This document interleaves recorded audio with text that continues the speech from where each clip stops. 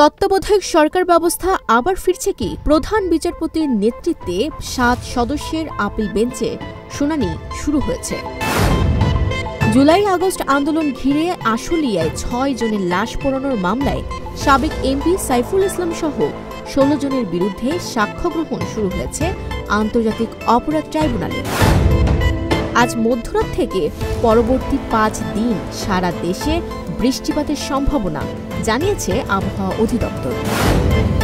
আবারও ই-কমার্স প্রতারণায় ভুয়া অ্যাকাউন্ট ব্যবহার করে ব্যাংক থেকে টাকা উত্তোলন। বিদেশ থেকে নির্দিষ্ট পরিমাণ সোনা আনতে কোনো শুল্ক দিতে হবে না। ৩ দশক আগে বাংলাদেশে আসা নরওয়ে কবি ৮০ বছর বয়স্ক ভেড়াসিদার কুড়িগ্রামের বৌমারিতে লোকগীতি গেয়ে মাতালেন গ্রামবাসী।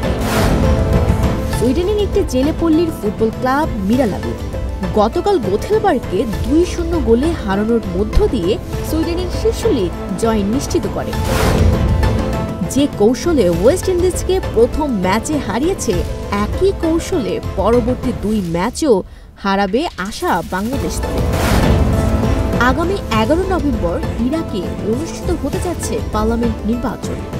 দেশটির জনপ্রিয় সিয়া নেতা মুক্তাদা আল সদর এক বিবৃতিতে জানিয়েছে তার দল এই নির্বাচন বর্জন করবে।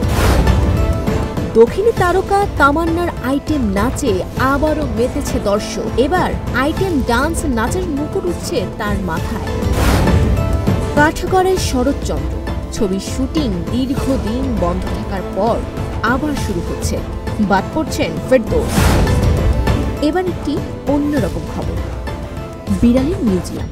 হ্যাঁ, শুনতে অদ্ভুত শোনালেও হল্যান্ডের এক বিড়াল প্রেমী তার পোষা বিড়ালের মৃত্যুর পর সেই বিড়ালটির স্মরণে আরমাস স্টেডিয়ামে গড়ে তুলেছে এক বিড়াল আর্ট গ্যালারি। সেই মিউজিয়ামে রয়েছে নানা ধরনের বিড়ালের ছবি কিংবা স্ট্যাচু সংগ্রহ। তিনি তার বিড়ালের বিভিন্ন বয়সের ছবি রেখেছে সেই মিউজিয়ামে। তিনি প্রতি ৫ বছর পর পর তার প্রিয় বিড়ালের একটি স্ট্যাচু বানান এবং যত্নে রাখতেন সেই মিউজিয়ামে। বিড়ালের মালিকের নাম মর্গান।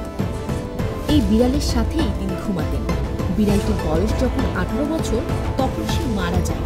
তখন মর্গান ভাবল, আমার প্রিয় বিড়ালের স্মৃতির উদ্দেশ্যে আমার কিছু করা উচিত। আর সেই চিন্তা থেকেই তিনি মিউজিয়ামটি গড়ে তোলেন। এই মিউজিয়ামে রয়েছে বিড়ালের বিভিন্ন ছবি, পোস্টার, ভাস্কর্য, মিউজিক এবং চলচ্চিত্র।